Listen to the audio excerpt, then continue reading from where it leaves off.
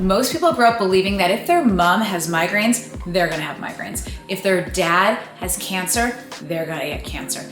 If their sister is obese and has diabetes, they're gonna get it. Most people feel that if it runs in their family, it runs in their genes. In our practice, we've seen thousands, if not tens of thousands of people who literally believe this. They believe that their future is in their genes and their destiny of getting one of the top 5 diseases, cancer, stroke, diabetes, heart disease, obesity, is literally determined by their genes and it's their destiny, but it really isn't this way. So in this video, I'm gonna show you how to literally turn the tables on your health so that you don't have to worry yourself sick over these top 5 killers. So if you're worried about cancer, heart disease, stroke, diabetes, and even obesity, this video is for you. So before we get into all the solutions, I have a pro tip for you. I really want to explain to you so that you can understand what epigenetics is. So my husband and I both have hazel eyes, and our daughter has bright blue eyes. Whenever I'm with our daughter, people always ask her, "Where did you get those blue eyes? Is it from your dad?"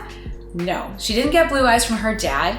We both have these hazel colored eyes, but where she did get her blue eyes is from her grandpa. So her blue eyes are directly determined by her genes. Not her dad's genes, but her grandfather's genes. Well, you cannot change your eye color because that is predetermined by your genes. There are certain things that you can change. You can change your epigenetics. So not your genetics, but it literally is a flip of the switch, like turning on a light switch or turning it off. And that is all determined by your lifestyle and toxic load. I like to think of your toxic load as a bucket. So when your toxic bucket gets filled, that's when the switch turns on. But if you keep your toxic bucket low, and it's not full and it's not overflowing, so you have a much better chance of not filling up that bucket and not turning on that epigenetic switch. Now here's the top 3 contributors to the toxicity levels in our buckets and how you can take care of these in your life.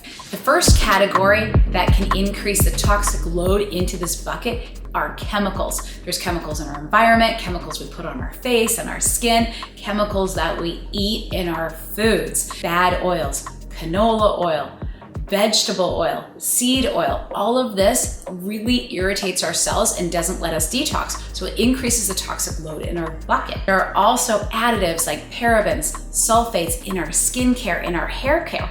And in Europe, they have at least 250 less of these ingredients in all of the skincare, the makeup, the hair care, everything that we put on our bodies than we do here in the United States. So what are we ingesting that's elevating this toxicity level in our bucket? There's a lot. It also depends what you do for a living. Are you working around chemical cleaners? Are you working on houses? Are you a painter? Are you an esthetician? Are you a dental hygienist? Whatever it is, you've got to look at your environment as well. So many people get poisoning from mold. In the last 50 years, there's been an increase of 500 different dyes and additives in our food. So our food these days is laden with chemicals, and these chemicals are preservatives.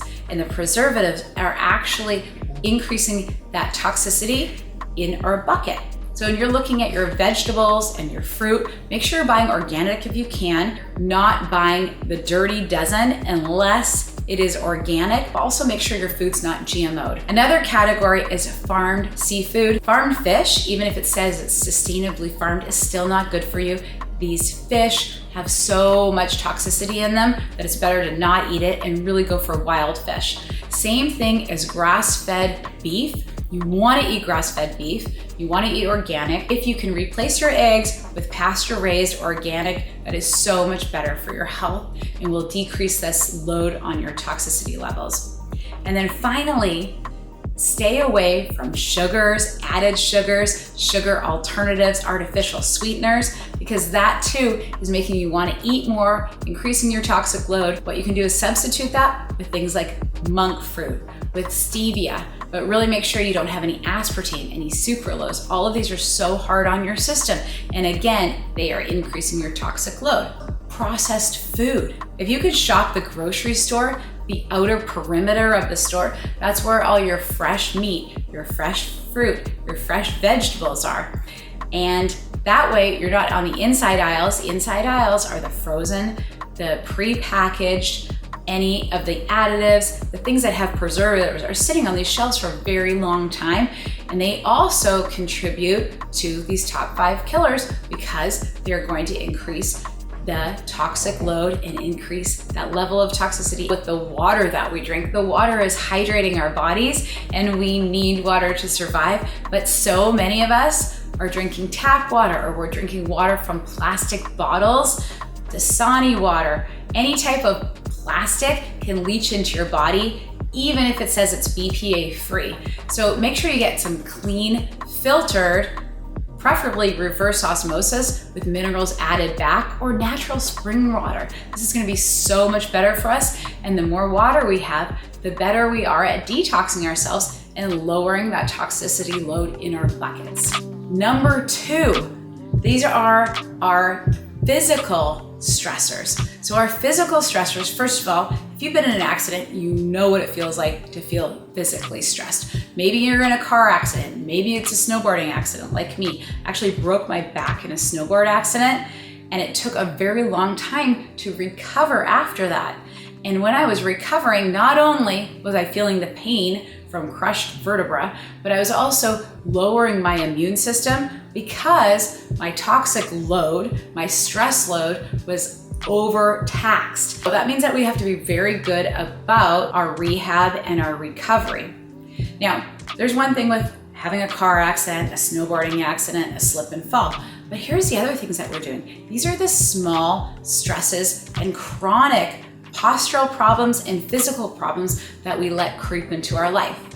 Are you one of those people that sits all day? So many people now are working from home, working on their couch, and maybe you don't get up all day. Well, sitting is the new smoking. It's literally killing us.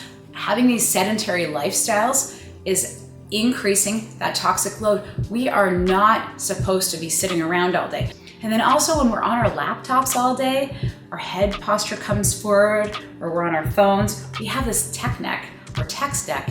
And this is also pushing our head forward, causing our head to weigh twice as much as it really is. That puts so much stress and strain on our neck, which is literally the life force of our body. Everything comes from our brain down our spinal cord. And when our head is stretched out like this, it literally chokes off that life force energy that we need, because that's the master control system for our entire bodies.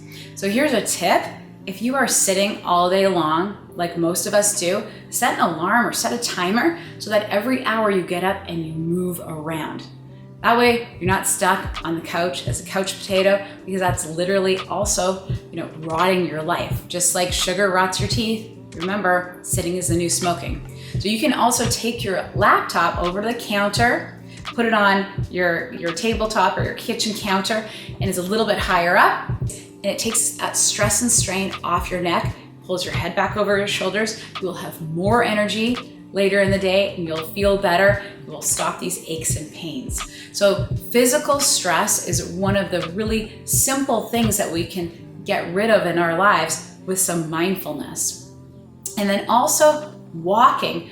Walking 30 minutes a day is huge. It helps decrease your cortisol levels, and cortisol levels, that's the reason that you get belly fat. It's one of the reasons. So why not go out and do an activity like walking? It's good for you mentally, it's good for you physically, it's gonna help you sleep, and it's gonna help lower your cortisol, which is a stress hormone. We also have the third component that gets dumped into this toxic bucket, and that is the emotional component. So I want to tell you a story. When I was in chiropractic school, we had a friend of ours. He was always joking around. Whenever there was a diagnosis, he's like, it's cancer, I've got cancer. Anything that would bother him, he'd joke around, cancer, I've got cancer. Well, guess what? His thoughts became his belief system, and his cells heard him speaking this all the way along. So 4 or 5 years out of school, guess who has cancer? Ken has cancer. He literally talked himself into it. So I know this might sound weird, woo-woo, but here's a research story. In 1981, they took 8 different men. They were elderly, they called them elderly. They were seniors in 70s and 80s, 4 in one group and 4 in another group. And what they did is they went to a monastery for 5 days. And in this monastery, the 2 different groups, they both started talking about when they're in college, when they were young, how much fun they had, reliving their memories.